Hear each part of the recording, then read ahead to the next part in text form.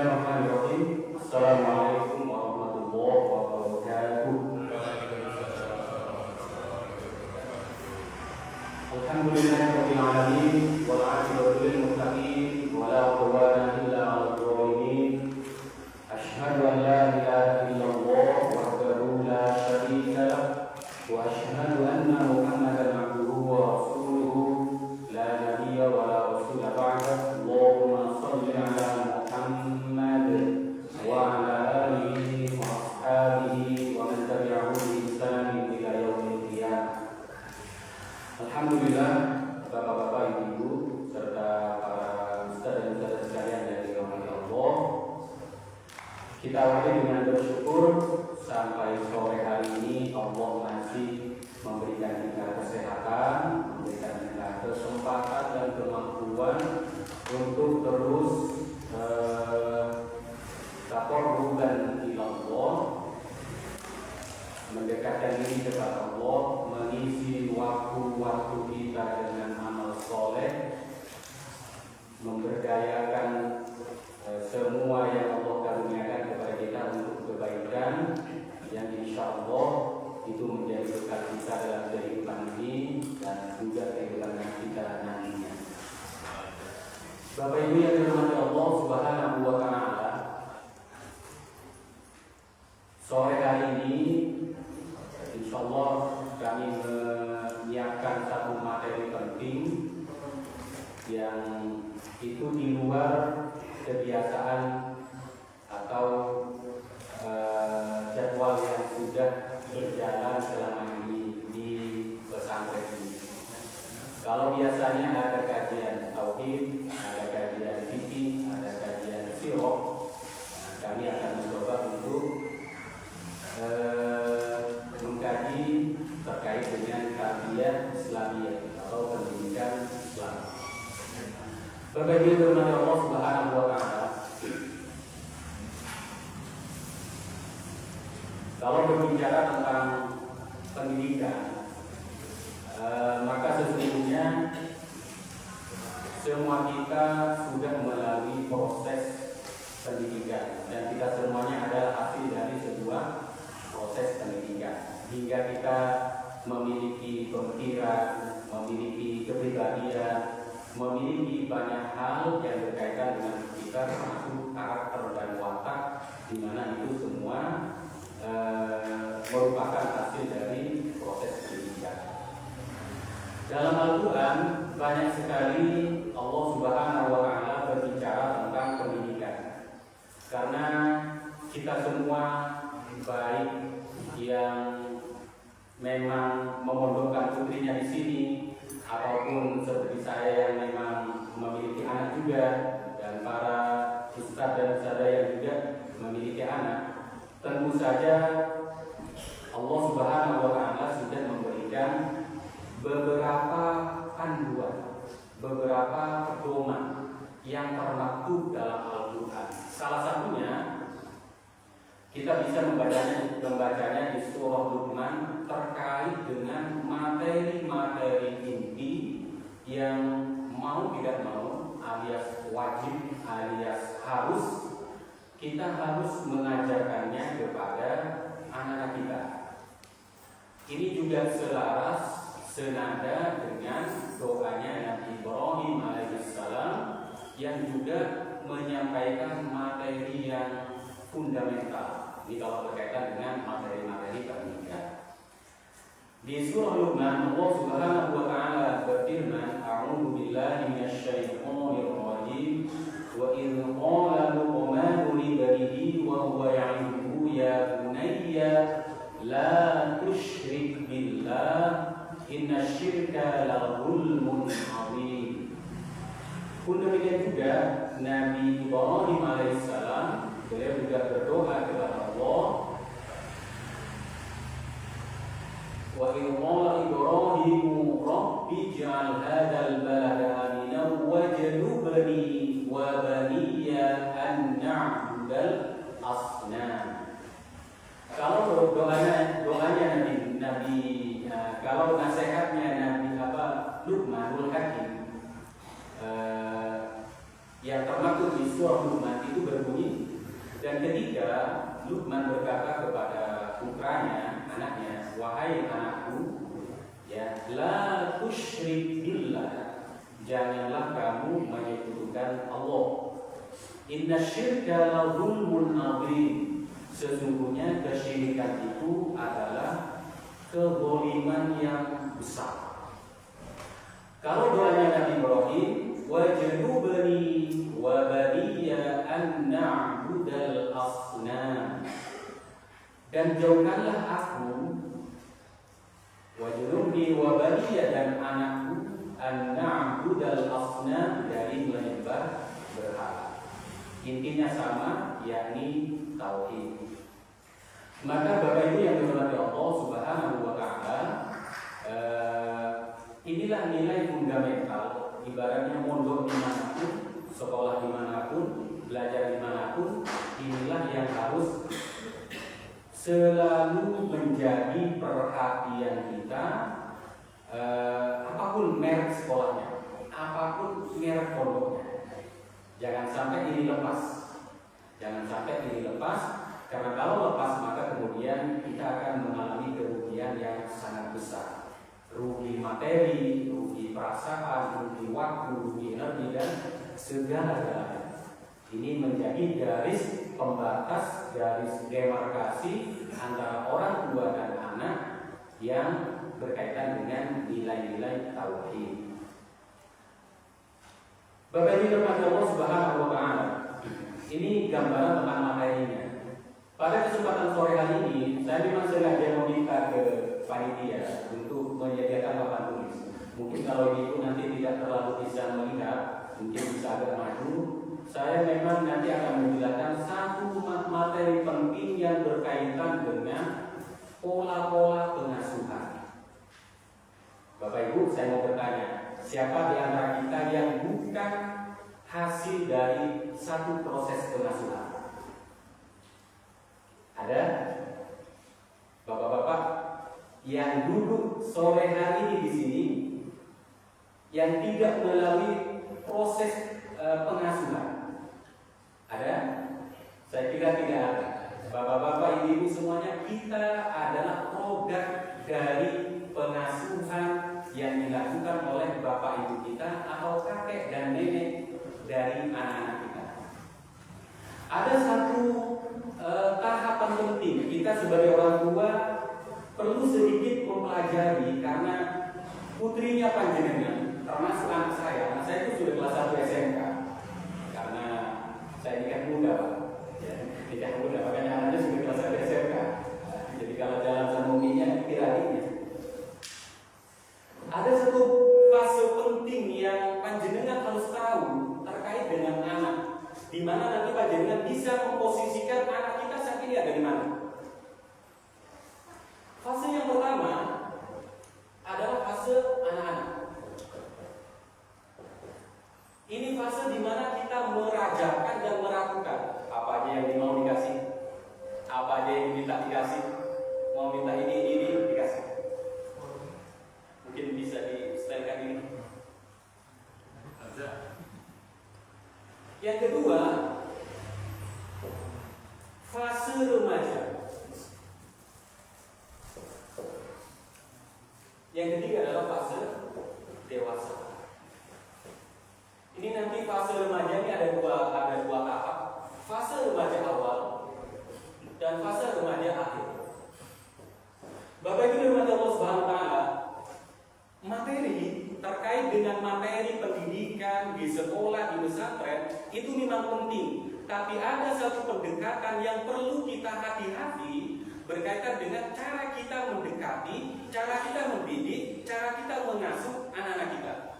Karena nantinya akan ada satu hal yang benar-benar di luar dugaan kita terkait dengan hasil dari cara kita mendekati anak-anak kita. Dan ini ada di fase ini. Kalau dalam kajian-kajian pendidikan, hampir semuanya mengatakan bahwa usia 0 sampai 6 itu disebut dengan fase golden age, fase emas.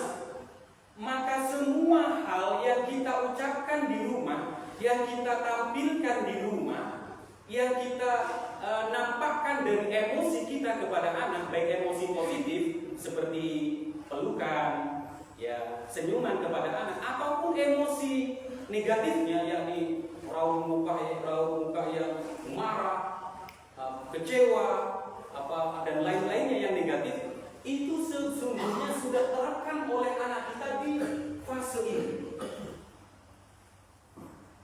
Sadar atau tidak, kita semuanya sudah melewati itu, dan anak kita itu juga sudah melewati itu. Walaupun kemudian ini ditentang bahwa tidak ada dalam Islam yang disebut dengan golden age. Semua fase itu adalah fase-fase golden age. Tidak ada, jangan mentang-mentang karena usia 0 sampai 6 kemudian itu disebut dengan fase golden age. Di fase remaja pun dalam pandangan yang lain disebut dengan fase golden age juga. Karena setiap tahapan anak kita ini tetap saja ada satu perilaku utama yang disebut dengan meniru. Ini juga meniru, ini juga meniru. Tidak ada di antara satu fase, bahkan pada detik ini sekalipun, yang tidak melalui salah satu proses namanya meniru. Nah, Bapak Ibu dirahmati Allah Subhanahu wa Ta'ala, kalau ini sudah kita lewati, sudah dilewati oleh anak-anak kita, berarti saat ini anak-anak kita berada di fase yang disebut dengan fase paling krusial dalam anak kita. Dalam semua tumbuh kembang anak, semua pakar mengatakan bahwa inilah fase yang paling krusial, dan inilah panjenengan semuanya sekarang berjuang, termasuk saya. Aslinya kan kalau saya sebagai orang Madura ini cara mendidiknya ya agak kasar, agak keras ya. Saya yang pribadi karena saya orang Pamekasan. Tapi lama-lama ini kalau pendekatannya salah ini, kelahiran sama anak saya, apalagi anak saya laki-laki. Nah, masalahnya sudah mulai lebih tinggi dari bapaknya.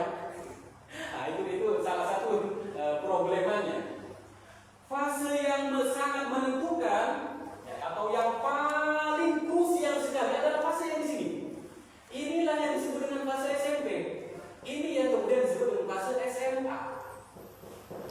Satu hal yang akan dialami oleh anak kita ketika di fase ini adalah mengalami semacam pergolakan emosi karena dia berada di antara fase anak-anak dan dewasa. Saya paling mudah mengidentifikasinya adalah memang ini nanti usia antara 12 sampai dengan 15. Ini nanti antara usia 16 sampai dengan usia di sekitar 21, ya, 21. Ini adalah fase di mana kalau kita kurang berhati-hati dalam mendekati anak kita, itu akibatnya fatal sekali. Fatal. Salah satu fatalnya nanti akan menjadi dengan sore hari ini yang berkaitan erat dengan yang saat ini lagi viral, yakni terkait dengan istilah bullying. Sedikit kami akan mengupas. Saya pernah menyampaikan di hadapan santri ayat-ayat bullying, tema khusus yang berkaitan dengan ayat-ayat bullying. Apakah Al-Quran berbicara tentang bullying? Jelas sekali Al-Quran berbicara tentang bullying. Banyak sekali, bahkan semua nabi itu semuanya adalah korban bullying. Silakan panjenengan cek. Nabi Nuh dibullying. Nabi Ibrahim apalagi Nabi Muhammad itu sudah dibully. Tidak ada satu nabi pun yang tidak mengalami bullying. Ini yang perlu dengan garis bawahi. Dalam Al-Quran ada beberapa istilah yang pernah kami dapati. Salah satunya adalah istilah sukhriyan. Sukhriyan itu olokan, ejekan. Ini verbal. Yang biasa sekarang bullying itu kan ada tiga macam. Bullying itu kan ada tiga macam. Ada verbal, berupa ucapan, kemudian ada fisik, kemudian ada cyber. Anak kita kan sudah pakai HP, ya. Ini akan terjadi dimanapun. Artinya masalah bullying itu bukan masalah yang baru. Hanya karena ada media sosial makanya kemudian menjadi besar. Yang bullying sebenarnya sudah dilakukan karena itu adalah konsekuensi logis dari adanya interaksi sesama manusia. Adanya interaksi antara sesama manusia. Nah, dalam Al-Quran ada istilah sukhriyan, ejekan. Di surah Al-Mutaffifin panjenengan bisa melihat biasanya kan, mohon maaf ini, apakah ini dilakukan oleh bapak-bapak atau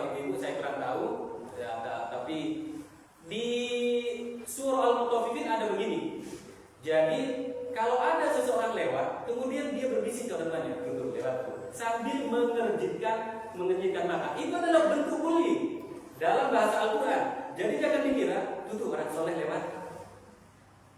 Ya, jadi kalau ada orang baik, orang apa, kemudian menyebutkan begitu, ya, di surah Al-Mutaffifin itu, wa idza marru bihim yatawamazun wa idza qalabu ila ahlihim qalabu fakihin.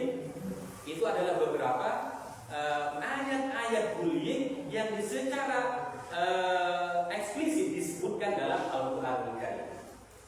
Tapi saya sore hari ini bukan fokus pada bullyingnya. Bullying itu yang perlu ditanya, kenapa terjadi bullying? Kalau kita sebagai orang tua, kenapa kok terjadi bullying? Itu yang perlu ditanya, kenapa kok terjadi bullying? Nah, Bapak Ibu yang dirahmati Allah Subhanahu wa taala, fase yang ini adalah fase yang sangat krusial karena ini adalah berada di fase transisi. Fase di mana anak-anak proses pencarian jati diri. Maksudnya proses pencarian jati diri itu gimana? Kalau dia anak perempuan, dia akan mencari sebenarnya kalau jadi perempuan itu bagaimana? Pertanyaan paling pokok yang akan muncul di benak seorang anak perempuan ketika di fase ini adalah sebenarnya menjadi perempuan itu bagaimana? Konsekuensi jadi perempuan itu bagaimana? Itu menjadi pergolakan yang menyebabkan nanti moodnya itu adalah tidak stabil. Itulah yang kemudian disebut dengan mood swing. Moodnya itu berubah-ubah. Pagi senyum, siang sudah kunci kamar, diketok-ketok pintunya tidak keluar. Ya.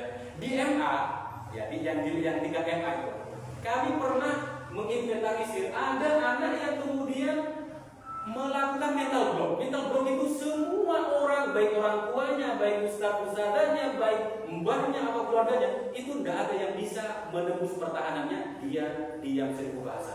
Kalau anak perempuan sudah mengalami itu, masya Allah, sudah tidak ada harapan untuk kecuali dia membuka bloknya, batasnya itu. Ada sekitar yang kami pernah inventarisir itu ada sekitar 5 anak yang kemudian satu itu yang kami ingat adalah ketika dia mau diberi amanah sebagai pengurus OSIS atau GPH kalau istilah di sini. Itu kemudian tidak makan, tidak minum, tidak sholat, tidak mandi, semua hal tidak dilakukan. Orang tuanya datang tidak bicara juga, ustaz-ustaznya tidak bicara juga. Itu namanya sudah mental block. Dan ini rata-rata terjadi kepada anak perempuan. Makanya kan mendidik anak perempuan itu perjuangannya berat, tantangannya luar biasa. Apalagi kalau sudah sampai pada level mental block, masya Allah itu. Ya kalau anak laki-laki mungkin kan, ya kalau gaya saya saklok kan langsung ngomong gitu, ibaratnya gitu ya. Nah kalau anak perempuan digituin, tambah mungkin nggak keluar kamar, dikunci semuanya. Nah itu bahkan bisa berakibat fatal. Nah Bapak Ibu yang dirahmati Allah Subhanahu wa taala, semua hal yang berkaitan dengan anak remaja kita ini adalah tantangan kita hari ini. Tantangan kita hari ini berada di fase yang ini, yang nantinya anak kita akan berhasil menjadi remaja yang masuk pada level dewasa. Saya sering menyampaikan kepada para santri, jika adik-adik itu berhasil di fase ini, fase kuliah itu adalah fase yang paling mudah. Jika fase remajanya tidak berhasil, maka fase berikutnya mau kuliah atau apa, dia belum akan dewasa. Pekan lalu saya menyampaikan 4 istilah kepada adik-adik santri di sini. Ada istilah IQ, ada EQ, ada SQ, kemudian ada AQ. Ini saya menyampaikan ini, bahwa ada para santri itu akan berhasil jika memiliki intelektual dan insya Allah semuanya cerdas. Yang kedua, jika memiliki emosional yang stabil. Kemudian yang ketiga, memiliki hubungan yang baik dengan Allah melalui ibadah, zikir, sholat dan lain sebagainya. Kemudian yang keempat adalah memiliki kemampuan penyelesaian masalah. Nah ini yang perlu dibekalkan kepada anak kita. Maka Bapak Ibu yang dirahmati Allah Subhanahu wa taala, jadi penentunya adalah fase remaja ini. Panjenengan ibaratnya tidak perlu capek-capek nanti pada fase kuliah jika pada fase ini berhasil membekali ilmunya, emosinya cukup stabil, ibadahnya cukup baik, kemampuan menyelesaikan masalah dan menghadapi masalahnya cukup baik. Insya Allah ketika dia sudah kuliah itu relatif mudah bagi para orang tua. Insya Allah ya, panjenengan yang sudah punya anak yang sudah usia kuliah itu kan bisa ngecek-ngecek, bisa ngecek-ngecek bagaimana anak saya kuliah ini sudah bisa mandiri, atau istilahnya kalau dewasa ini sudah mulai mandiri. Nah, Bapak Ibu firman Allah Subhanahu wa taala. Saya pernah membaca di jurnal dan beberapa buku. Ada satu poin penting yang itu sangat berpengaruh terhadap tumbuh kembang anak kita.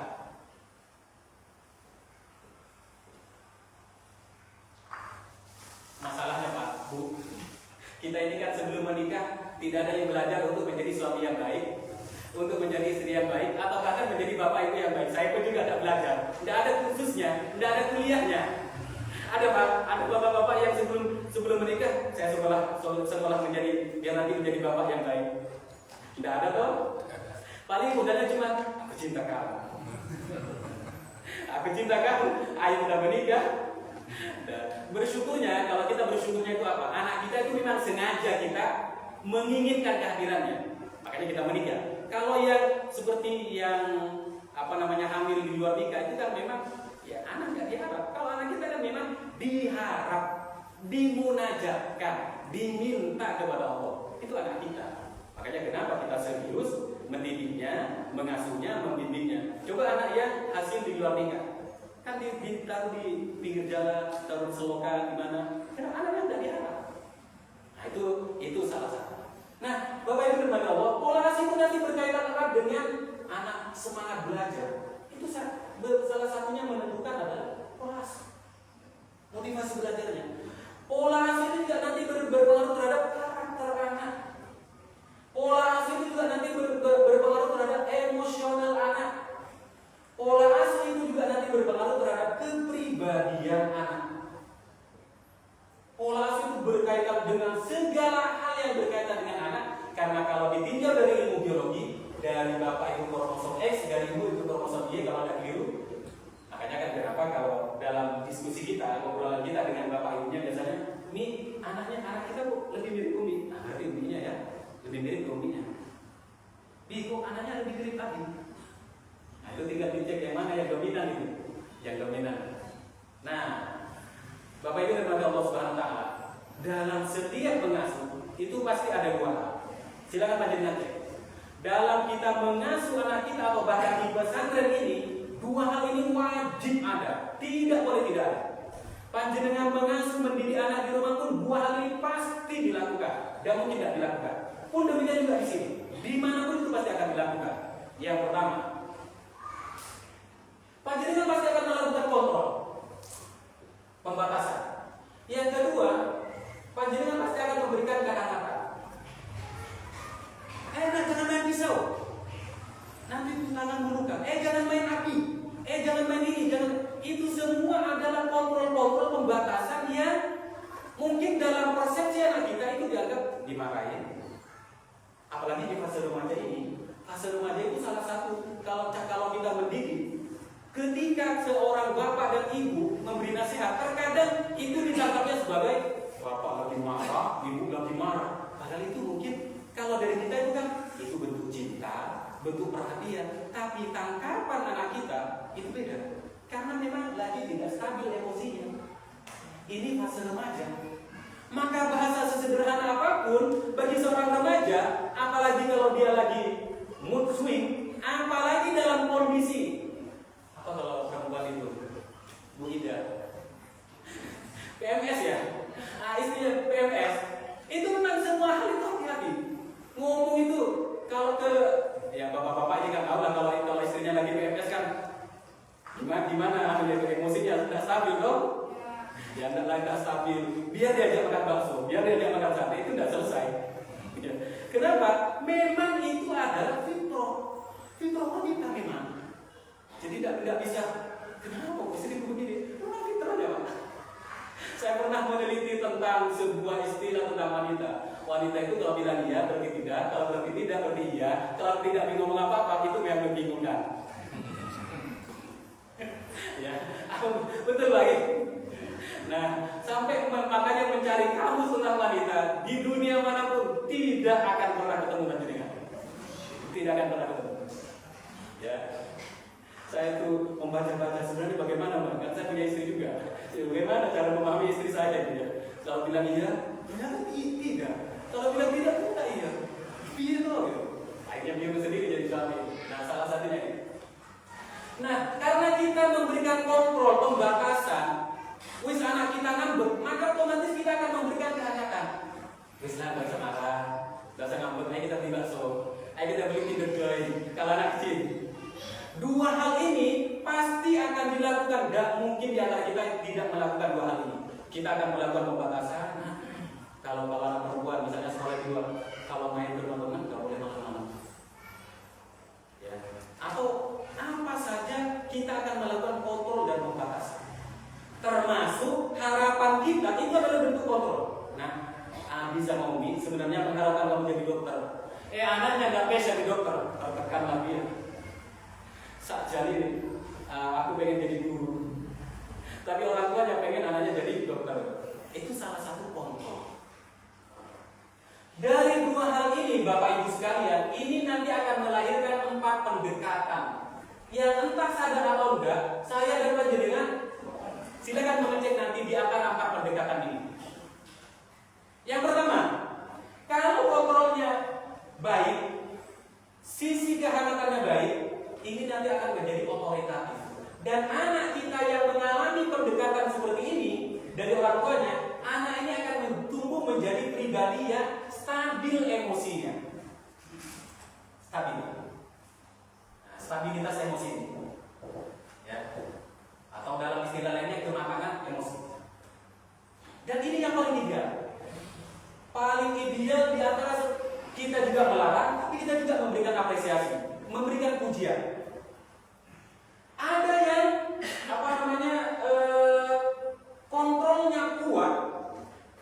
kontrolnya kuat plus, tapi tidak ada perhatian, minus.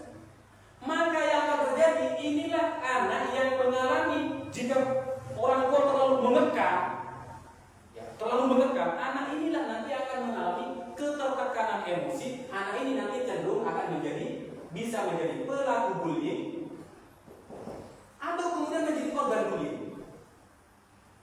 Kenapa? Dia belum pernah diajar untuk bicara, dia belum pernah diajar untuk sharing bersama orang tuanya, menyampaikan unek-uneknya, menyampaikan masalahnya, menyampaikan kegelisahannya, menyampaikan problematikanya. Akhirnya anak ini menyimpan emosinya. Emosi yang tersimpan itu nanti akan menyebabkan dua kemungkinan. Anak ini akan menjadi pelaku bullying, dia akan melumpahkan ke semua orang yang ditemuinya, atau kemudian anak ini akan menjadi lemah sekali dan kemudian akan menjadi korban bullying. Dan ini salah satu karena ini pola asuh. Kita sore ini sama-sama belajar. Saya tuh memiliki pengalaman yang sampai saat ini tuh agak trauma. Kalau saya kan karena orang Madura itu jadi ngomongnya itu agak kencang. Karena saya pas kecil itu Pak, kalau saya ngomong begini itu langsung keluar, mohon maaf, air kencing. Pas masih bayi, anak saya yang pertama itu, saya sampai ternyata bicara sederhana begini saja anak saya sampai kaget diri dan langsung terkencing-kencing. Ya Allah, ternyata saya harus belajar berbahasa yang halus. Padahal menurut saya itu sudah paling halus, berarti harus diturunkan lagi intonasinya. Nah, ini Bapak Ibu sekalian dari Allah. Maka memang ya kita memberikan kontrol, kita juga memberikan kehangatan. Lagi-lagi inilah yang paling baik. Ya, kita melarang anak kita, tapi kita juga memberikan pujian, memberikan kehangatan, memberikan apresiasi kepada anak kita. Ada yang kemudian kontrolnya lemah. Sisi hangatnya bagus. Tidak pernah dilarang, tapi diberi semua yang diminta, dipenuhi semua yang diinginkan, dibelikan ini itu. Anak ini nanti akan menjadi anak yang egois. Yang salah satu fatalnya adalah ketika anak ini tidak diterima di komunitasnya atau circle-nya, dia akan menjadi anak yang kesepian. Tidak diterima oleh kelompoknya. Pernah lihat di media sosial Pak, ada anak kecil tidak diterima di komunitasnya, tidak diajak main. Itu adalah hukuman sosial paling berat bagi seorang anak. Pun demikian juga dalam kita bermasyarakat, kalau kita tidak diterima dengan baik di tetangga, di masyarakat itu, masya Allah tersiksanya kita ini. Maka kalau kita tidak pernah mengontrol, membatasi anak kita, ya, tapi selalu memenuhi apa yang dia minta, tidak pernah dilarang, tidak pernah dibatasi, anak ini akan menjadi egois, apa istilahnya, bosi, maunya jadi bos terus, maunya dilayani terus, yang ujung-ujungnya kita orang tua terkesan itu diperalat atau diperbudak. Yang paling parah adalah yang keempat, tidak ada kontrol, tidak ada kehangatan. Inilah anak yang sering kita temui di jalanan. Mereka sudah fatherless, motherless, homeless, tidak ada peran orang bapak, tidak ada peran ibu, tidak ada peran rumah. Makanya kemudian menjadi anak tunawisma. Kehilangan segalanya. Tidak ada yang mengawasi, tidak ada yang memberikan kehangatan. Maka kemudian anak ini mencarinya di komunitasnya. Dia membuat komunitas sendiri di mana dia diterima dengan baik oleh komunitasnya. Tergantung nanti kalau komunitasnya kemudian baik, anak ini insya Allah akan jadi baik. Kalau komunitasnya kemudian komunitas misalnya komplotan preman, anak ini akan kemudian menjadi preman. Masya Allah, itulah ternyata yang saya beberapa bulan ini memang mengkaji terkait dengan pola asuh. Karena saya sadar, saya orang tua juga memiliki banyak keterbatasan, memiliki banyak kekurangan secara langsung kepada anak saya. Dan ilmu ini sudah kami sharing juga kepada ustaz-ustaz di sini, sudah kami sharing. Kenapa? Karena memang ilmu ini hampir tidak ada kuliahnya. Ada Pak kuliahnya ini? Tidak ada kuliahnya kalau terkait dengan pola asuh. Yang ada sekarang adalah pelatihan tentang parenting. Nah ini saya sore hari ini saya berikan kepada panjenengan secara garis besar agar kita dalam membimbing dan mengasuh anak-anak kita. Ya karena anak kita walaupun panjenengan memondokkan di sini itu tetap tanggung jawab kita yang dipercayakan kepada kami. Ya, yang dipercayakan kepada kami untuk membimbing putri-putri panjenengan semuanya. Maka mari kita melakukan refleksi. Lebih banyak mana di antara kontrolnya, apa kemudian kehangatannya dalam kita mengasuh anak kita, membimbing anak kita, ataukah ibadah? Kalau ibadah, alhamdulillah. Insya Allah itu akan anak kita ibaratnya gini. Anak kita kalau nangis, kalau jatuh, kemudian langsung ditolong, terus menerus begitu, anak ini tidak akan memiliki yang disebut dengan AQ, adversity quotient, kemampuan menyelesaikan masalah. Ibaratnya dia selalu ditolong. Oh nanti saya akan ditolong. Oh nanti saya akan diperhatikan. Sesekali anak kita dibiarkan menyelesaikan masalahnya agar anak kita tumbuh mentalitasnya. Suatu ketika saya pernah menulis. Sebenarnya kita sebagai orang tua dalam mendidik anak kita, mengasuh anak kita, itu mirip dengan main layang-layang. Sewaktu-waktu kita akan lepas layang itu setinggi-tingginya, tapi sewaktu-waktu akan kita tarik. Dan mungkin kalau layangan kita tarik lepas terus, atau ditarik terus, ya tidak naik-naik. Layangan kalau naik, ya kapan naiknya layangannya? Tidak akan naik. Atau kemudian dilepas terus sampai kita tidak bisa mengontrolnya karena anginnya terlalu kuat, anginnya terlalu kencang, akhirnya kita tidak bisa mengendalikan dan mengontrol dan membatasi anak kita. Masya Allah. Jadi inilah Bapak Ibu sekalian yang dirahmati Allah Subhanahu wa taala, fase remaja di mana salah satu nasihat yang sore hari ini mari kita sama-sama belajar karena ini hari Jumat. Insya Allah panjenengan sudah membaca surah Al-Kahfi. Salah satu dialog yang dialog yang termaktub dalam surah Al-Kahfi, dialog antara Nabi Musa dan Nabi Khidir. Salah satu catatan penting yang disampaikan oleh Nabi Khidir kepada Nabi Musa adalah innaka lan tastati'a ma'iya sabra, kamu tidak akan sabar belajar sama aku. Sampai 3 kali. Ya, lan tastati'a ma'iya sabra wa kama. Jadi ada ayat yang ketika Nabi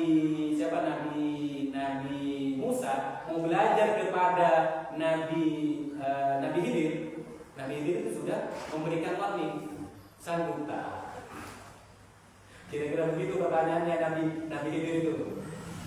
Ketika melihat Nabi Khidir berjalan dengan Nabi Musa, kemudian menemukan perahu atau kapal lah bagus, dilubangi, tidak sabar dan langsung Nabi Musa, ngapain dilubangin?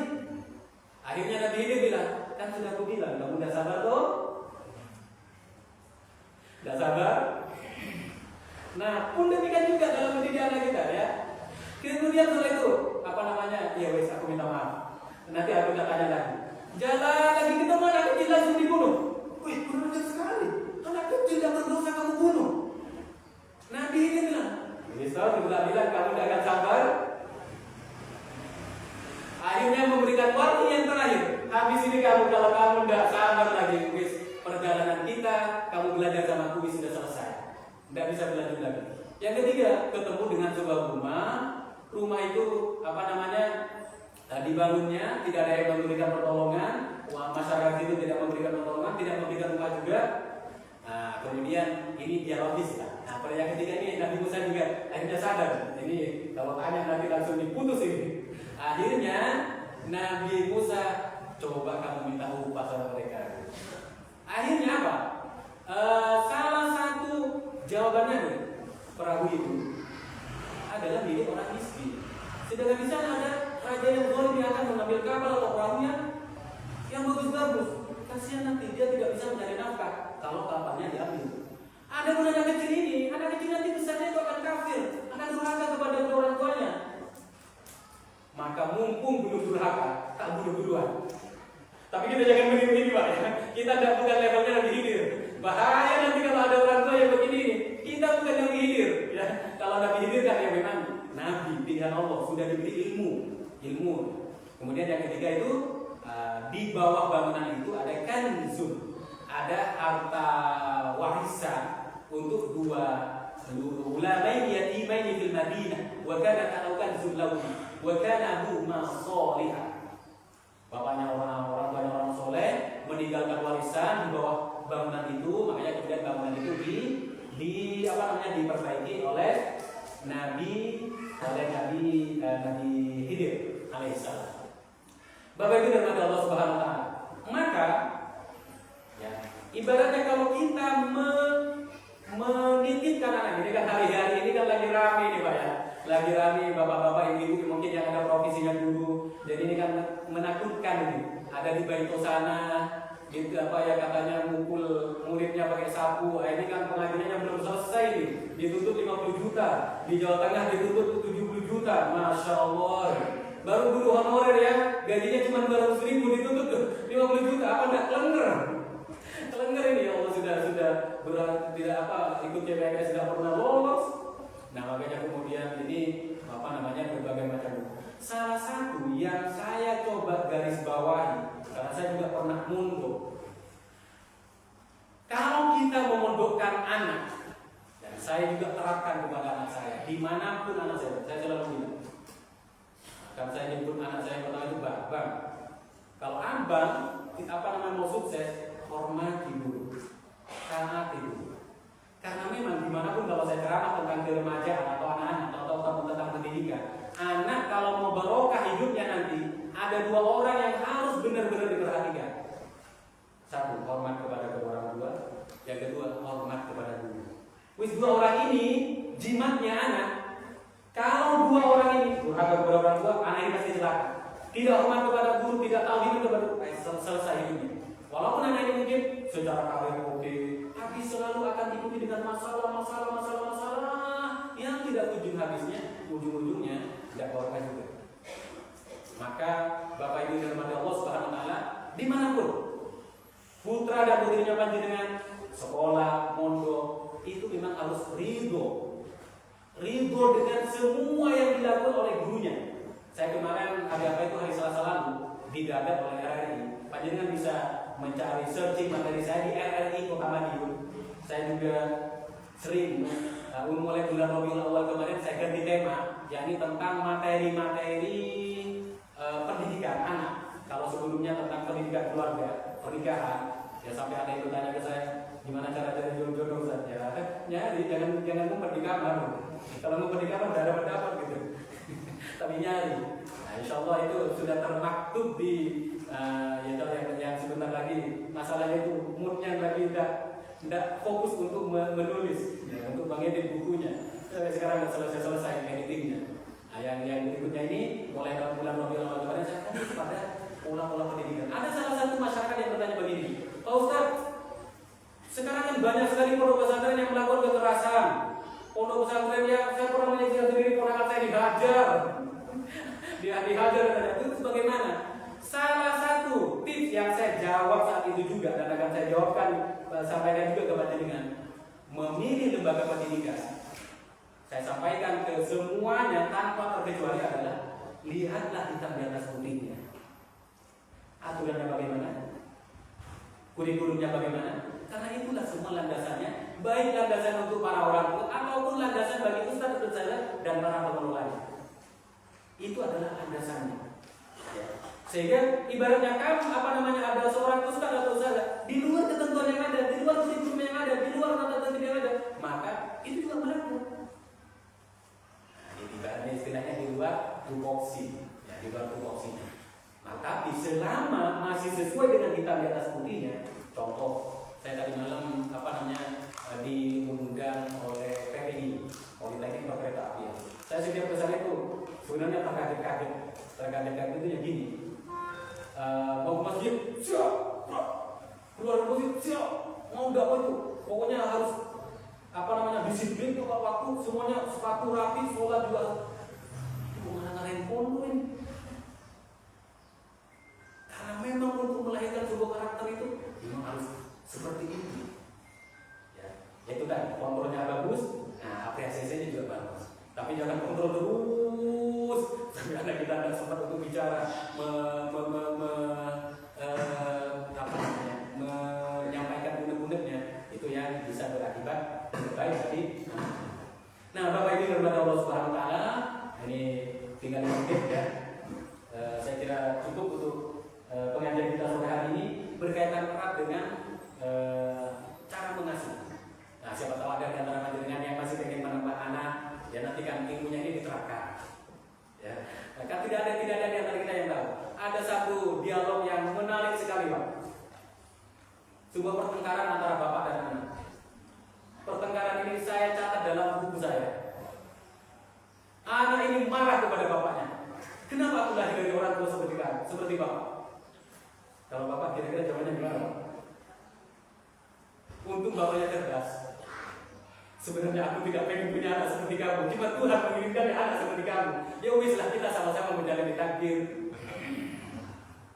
Sama-sama menjalani takdir. Jadi tidak boleh anak kemudian mengatakan, kenapa aku lahir dari bapak tadi seperti Abi sama Umi misalnya begitu. Jawabannya, sebenarnya Abi sama Umi tidak pengen anak seperti kamu, cuma yang dikirim Tuhan seperti kamu. Masya Allah, saya sampai sekarang ingat dengan pertengkaran itu dan saya mengambil ibrah dari itu.